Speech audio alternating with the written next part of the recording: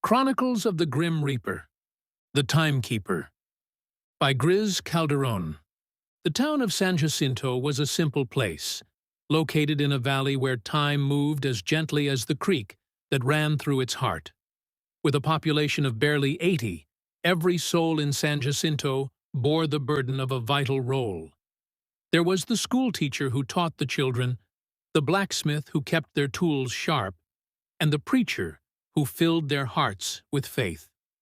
Many others played equally essential parts, tending to the land, mending the sick, running the bustling general store, and ensuring homes and barns stood strong against the wind's fury. And then there was Winston, the town's clockmaker, whose steady hands and precise craft ensured that time itself remained a constant thread in the lives of them all. Winston was more than just a man who repaired timepieces. He was the heartbeat of San Jacinto. His shop, a cozy nook filled with the gentle tick of pendulums and the hum of gears, was the lifeline for the town.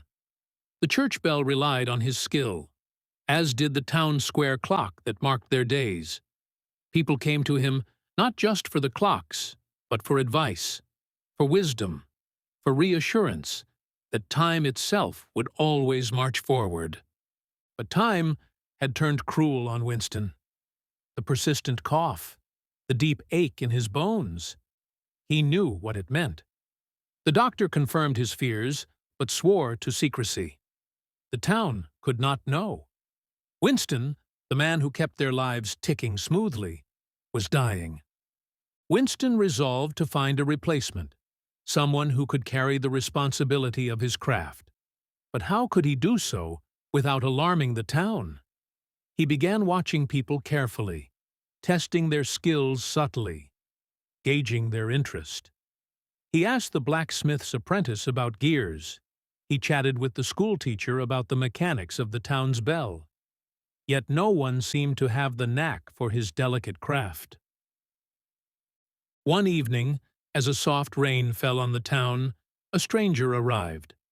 The man, gaunt and shadowed by the flickering lantern light, introduced himself as a traveler passing through. He stopped by Winston's shop to repair a pocket watch. Knowing the man was a traveler and would be gone the next day, Winston felt safe confiding in him. "You must have seen so many places in your travels," Winston said as he worked. "This town is my entire life. The people here depend on me, and He hesitated, coughing. "I'm looking for someone to carry on my work when I'm gone.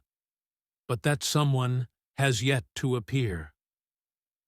The stranger's gaze sharpened as he listened, his expression thoughtful yet unreadable. "You've built something irreplaceable here," the man said. "It would be a shame for it to crumble when you're gone." Winston nodded, his heart heavy. That night, the stranger made his decision. He saw an opportunity to create a new life for himself. If Winston were gone, he could claim to be a distant relative, arriving just in time to help the town. No one would suspect him of foul play, and the town's gratitude would make his lie all the easier to believe. The next evening, the stranger returned, carrying a flask. "For your hospitality," he said, holding it out to Winston. "A gift from my travels. A rare, spiced liquor you won't find anywhere else." Winston hesitated, but eventually accepted, touched by the gesture. As they shared a toast, Winston felt the burn of the drink warming him, but soon his vision blurred, and he stumbled, collapsing onto the floor of his shop. The poison worked quickly. Winston collapsed on the floor of his shop, the stranger slipping away into the night. As darkness encroached, Winston felt his heartbeat slowing, his breath faltering. The room grew eerily still. The faint ticking of clocks faded into silence, and the shadows in the corners of the shop seemed to deepen and stretch. A cold, gentle wind swept through, carrying with it the faint scent of lavender and something ancient, something Winston could not name. The Grim Reaper appeared. The Reaper was neither skeletal nor terrifying. Emerging from the shadows, his form seemed to coalesce like smoke drawn into being. His movements were slow, deliberate, and unnaturally quiet, as if the very air held its breath. Cloaked in the soft shadows of the room, Winston felt no fear. There were no words, only a quiet understanding that flowed between them. Finally, the Reaper's voice, soft and resonant, broke the silence. "It is not your time," he said, the words carrying a strange, undeniable weight. "You will wake. The illness will claim you one day, but not yet. There is more for you to do." The pain dulled, the shadows deepened, and Winston closed his eyes. When Winston awoke, sunlight streamed through the shop window. Flowers, cards, and notes surrounded him. The townsfolk had rallied together, their love for him evident in every gesture.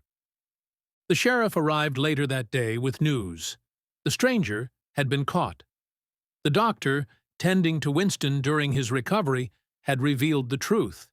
Not only had the doctor known of Winston's illness, but he had also discovered the traces of poison in Winston's body. With this evidence, the sheriff apprehended the traveler before he could slip away from town, unraveling his false story of being a relative. What surprised Winston most was his shop. Despite his absence, the clocks had been wound, repairs had been made, and orders had been filled.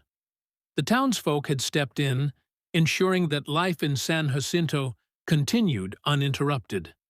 Winston, who had always worried that the town depended on him too much, saw now how much they depended on each other. Winston returned to work, his body weaker, but his heart lighter.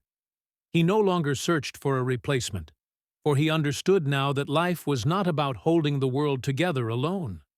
It was about the bonds between people, the way they lifted each other when the weight grew too heavy. Weeks passed, and Winston grew weaker still. The day came when he closed his eyes, knowing it was the end. His heart was full, and he was ready. When he opened his eyes again, he was in the Reaper's realm. The Reaper stood before him, an unspoken warmth radiating from his silent form. The Reaper's message was clear. "Your work is done. The town will endure. Come now. There is more for you beyond." With a peaceful smile, Winston followed the Reaper into the light of his next existence.